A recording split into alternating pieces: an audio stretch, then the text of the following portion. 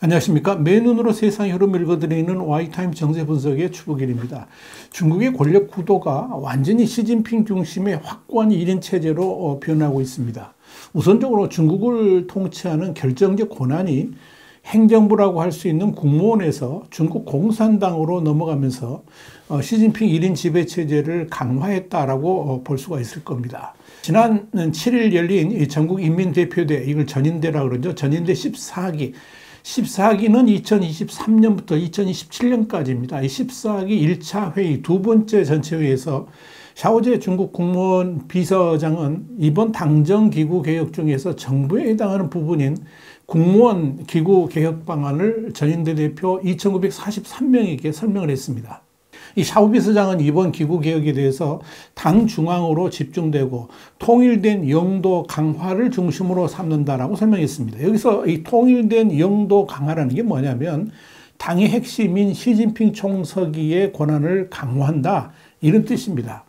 이번 개편의 핵심은 결국 총리가 맡고 있는 국무원에서 책임지던 치안 유지라든지 금융감독, 첨단기술 부문에 대한 관리 권한을 아예 중국 공산당, 중공으로 넘겨서 당 총석인 시진핑 주석이 직접 관할한다, 이런 내용입니다. 이렇게 되면 이번에 총리로 취임한 리창은 사실상 껍데기만 남는 허수아비 역할만 하게 될 것으로 보입니다. 여기에 대해서 블룸버그는 현지 시간으로 9일 그동안의 중국의 총리들은 베이징에서 가장 중요한 역할을 맡아왔었는데 이번에 총리가 된 리창은 정치적 위상과 권위 면에서 크게 축소된 지위를 물려받게 될 것이다, 이렇게 보도를 했습니다. 블룸버그에 이어서 시진핑 주석은 지난 10년 동안 리커창 총리가 책임을 지던 정책 결정 영역에 대한 통제권을 놓고 부단히 신경을 써왔었는데 이번에 이제 구조조정을 함으로써 앞으로 누가 총리가 되든 시진핑 주석은 신경 쓸 필요가 없어졌다 그랬습니다. 그러면서 이번에 권력구조 개편으로 중국은 명실공히 시진핑 1인 지배체제로 확실하게 변신했다라고 밝혔습니다. 중국은 그동안에 주석이 내치 및 외교를 총괄하고 총리가 경제를 맡는 관례를 가지고 있었습니다. 여기에 대해서 투자업체인 네티식스의 알리시아 가르시아 헤레로 아시아 태평양 수석 이코노미스트는 이미 시 주석이 1인 독재 체제를 확립했기 때문에 리창이 독립적으로 활동할 수 있는 공간은 거의 없다 그러면서 그의 역할이 매우 제한적일 것이다, 이렇게 전망했습니다. 그러면서 그는 시진핑의 직계라는 사실은 그가 리커창보다 훨씬 더 수능적이라는 것을 의미할 뿐이다, 이렇게 덧붙였습니다. 드래그노믹스의 중국 리서치 부국장인 크리스토퍼 보도도 리창의 역할은 자신의 색깔을 드러내는 것이 아니라 시 주석의 야망을 정책 의제로 전환하는 일이 될 것이라 그랬습니다. 그러면서 그가 특별한 역할을 하지는 못할 것이다, 이렇게 전망을 했습니다. 자, 여러분, 결국 시진핑 3기는 이 국무원이라는 행정부가 아니라 공산당이 직접 중국을 통치하는 구조로 바뀌었다라고 볼 수 있습니다. 이른바 당강정약, 그러니까 당은 강해지고 정치는 약해지고 행정부는 약해지고, 그래서 당강정약인데 이 현상이 현실화된 겁니다. 이런 체제는 사실상 마오쩌둥의 초창기 체제를 회귀했다는 것을 의미합니다. 돌이켜보면 마오쩌둥 시기에는 당 최고 지도자의 명령인 홍두 문건에 의존해가지고 이 국가를 통치했습니다. 이는 마오쩌둥의 말이 곧 법이고 통치의 기본이었죠. 그러다가 덩샤오핑 집권 시기인 1986년부터 당과 정부의 직능 분리가 추진되면서 제도적으로는 일단 국무원, 그러니까 정부가 당을 견제하는 그런 시스템이 정착되게 됩니다. 또 국무원은 중국을 이끌어온 파벌들이 적당히 혼재하면서 서로 견제하는 기능도 있었습니다. 좀 더 근본적으로 말씀드리자면 국가주석과 총리를 다른 파벌로 구성해가지고 어느 한 일파가 독점적 국가 운영을 할 수 없는 체제로 운영이 됐었습니다. 그러나 시진핑 집권 이후에 이번까지 총 3차례에 걸쳐서 대규모 당정 조직 개혁이 이루어지면서 당이 정부를 대신하던 마오쩌둥 시대로 돌아가고 있는 겁니다. 이는 더 이상의 권력 분점을 하지 않겠다 하는 의지고 오직 시진핑 일파 단독의 공산당 체제로 국정을 운영하겠다는 강한 의지를 보여주는 것이라고 해석할 수 있을 겁니다. 특히 이번 양회에서는 공무원 내의 다양한 감독과 규제 권한을 일원하고 이를 아예 공무원 산하가 아니라 공산당 밑으로 넘겨 운영하도록 결정했습니다. 자, 이렇게 되면 국가안보는 물론이고 이 치안 등의 공권력을 공산당이 직접 통제 관리하게 됨으로써 명실공히 이 공산당 우위의 독재 체제를 완성하게 되었습니다. 특히 이번 개편으로 이 공산당 조직 내 중앙내무공작위원회가 신설됩니다. 치안 유지를 담당하는 공안부하고 간첩 적발을 책임지는 국가안전부, 그리고 호적 관리를 다루는 부서 등을 사실상 국무원에서 분리해가지고 통합한 다음에 공산당 내무위원회로 이관하는 조치입니다.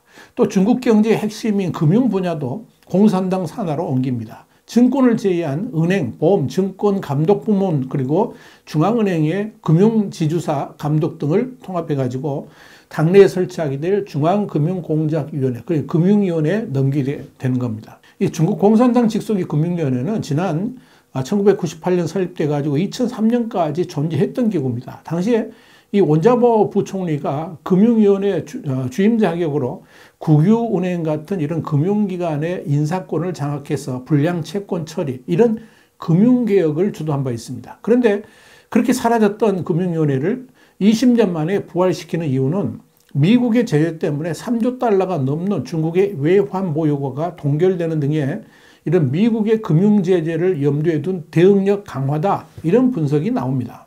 이뿐 아닙니다. 당 중앙의 과학기술 업무를 통일적으로 지휘하기 위해서 중앙과학위원회를 신설해서 반도체 공급망을 당이 직접 관리 육성하도록 할 계획입니다.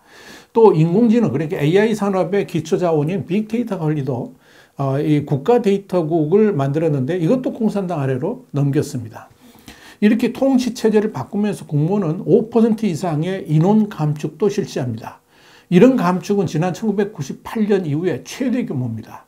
자, 이런 조직 개편에 대해서 일본의 니혼게이자이 신문은 8일 이번 개편은 앞으로 예상되는 미국과의 본격 충돌이라든지 대만 통일을 대비해서 공산당의 통치를 강화하기 위한 포석이다, 이렇게 분석을 했습니다. 자, 여러분, 이번 양회를 통해서 출범하는 시진핑 3기 국무원은 시진핑파 일색으로 채워졌지만 그럼에도 불구하고 공무원의 권한을 대폭 축소하면서 공산당 권한 강화를 하는 쪽으로 마무리가 됐습니다. 자, 이렇게 되면 시진핑이 주석으로 있는 공산당이 국정 운영의 핵심이 되면서 이른바 시진핑을 위한 시진핑에 의한 시진핑의 중국 체제가 완성되었다라고 할 수 있을 겁니다.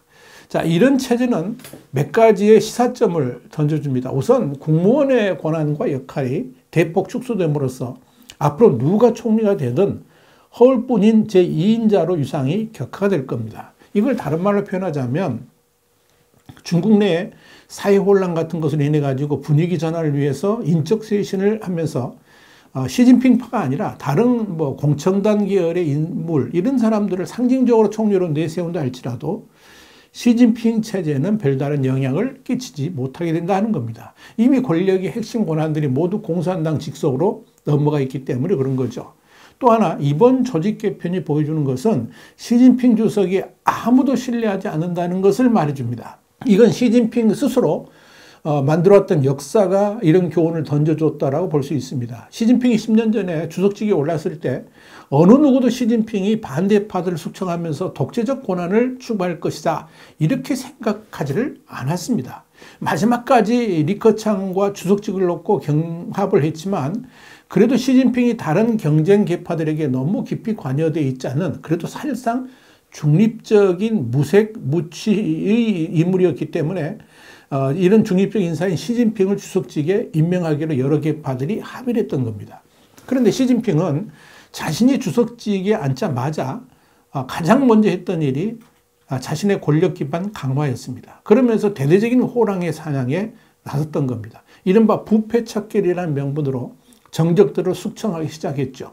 이렇게 스스로가 했던 일들을 상기해 본다면 아무리 시진핑 파벌인 시자진의 이론이라 할지라도 권한을 많이 주면 언제든지 자신의 정적이 될 수도 있다라고 시진핑은 판단한 것이 아닌가, 이렇게 보입니다. 그래서 이 중국의 권력이 있어서 핵심적 역할들을 어느 누구에게도 맡기지 않고 자신이 직접 권한을 행사하고 다른 사람들이 넘볼 수 없도록 조직 개편을 해버린 것으로 이렇게 판단됩니다. 그러나 시진핑이 진짜 모르는 게 하나 있습니다. 절대 권력은 절대적으로 부패하고요.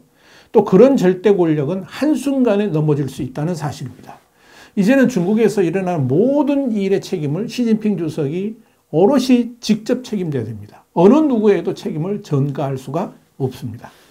자신의 권력이 무너질 수 있다는 강한 두려움이 권력 기반을 더욱 강화하는 쪽으로 방향을 잡은 것인데, 이제 그런 권력에 집중하는, 겉으로는 강해 보일지 모르겠지만 그와 같이 또 허약한 체제가 또 없다, 이렇게 말씀드릴 수도 있습니다. 한순간에 훅 간다는 말이 지금의 시진핑 독재 체제에는 딱 맞는 말이다, 이렇게 볼 수 있죠. 이런 독재 체제는 미국을 비롯한 서방 진영과의 디커플링을 더욱 촉진하는 계기가 될 것입니다. 특히 중국이 그렇게도 손을 잡고 싶어하는 유럽과 어쩔 수 없는 결별을 해야만 되는 그런 위기로 빠질 가능성이 아주 높아 보입니다. 자, 그렇게 되면 중국은 또 다른 북한으로 전락하게 될 겁니다. 시진핑은 진나라를 비롯해 가지고 명나라, 청나라의 멸망 역사에서 아직도 교훈을 얻지 못한 것으로 보입니다. 이것이 시진핑의 한계입니다. 와이타임 정세 분석이었습니다. 감사합니다.